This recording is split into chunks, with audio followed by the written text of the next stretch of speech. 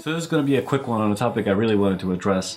Over the next couple of months, I'm going to be putting out several videos on my rolling progress in our pool sessions that we're doing every weekend. I strongly believe that pool sessions are excellent at practicing skills and learning new skills in a controlled, safe environment. But then nothing compares to practicing those same skills out in the real world. Quick story that happened to me after 2 full winters of pool sessions, doing rolls and practicing and feeling like I had a strong roll on both sides, and then also practicing my roll out on the water as well. But conditions near us here where we live are usually not that crazy, so we don't really get a lot of surf, we don't get very rough conditions. And then I went down to South Carolina to do a week of training in rough water and surf. And then I remember one time it was a little windy, conditions were not bad, it was actually really fun. It was breaking waves probably between 1 and 3 footers, so they were perfect really. And then a wave caught me off guard, I capsized, and then while I was upside down, my paddle got stuck in the sand.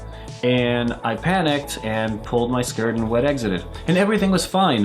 We did an assisted rescue, and within a couple of seconds I was back in my kayak. But I had felt very confident in my roll. I had worked for more than a year on my roll on both sides, and then when it really came to a moment where I should have been able to roll back up, it went out the window. I hadn't practiced enough with my dry suit on and understanding what that buoyancy was like. I hadn't practiced what it was going to feel like getting knocked around by waves while you're upside down. So after that happened to me, I made it a goal that anytime I find myself in rough conditions or in surf, I always try to fit in a couple of rolls for practice. And I find that the more situations you practice in, the better prepared you will be for when you capsize unexpectedly. So if you are learning and practicing rolls and rescues in a pool setting, I urge you to practice them all in different types of scenarios, wear different layers, practice without your goggles, practice without your nose clips, practice with and without your skirt. See what it's like rolling with a wetsuit, a dry suit that hasn't been burped because you forgot to do it. Go out into the real world and practice them there as well.